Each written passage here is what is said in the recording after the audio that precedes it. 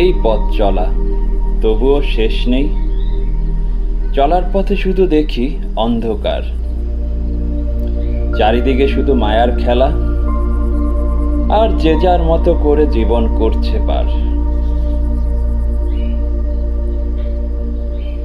কখনো আবার আলো এসে বলে যায়, আছি তো আমি তোমার হৃদয়ের স্পন্দনের মাঝে নতুনের সূচনায়।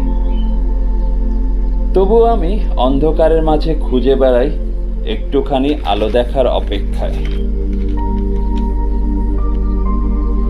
যায় যায় করে এক একটি দিনের মাঝে কেটে যায় প্রহর, আর ক্ষণিকের মধ্যে হারিয়ে যায় চেনা সব সুখ।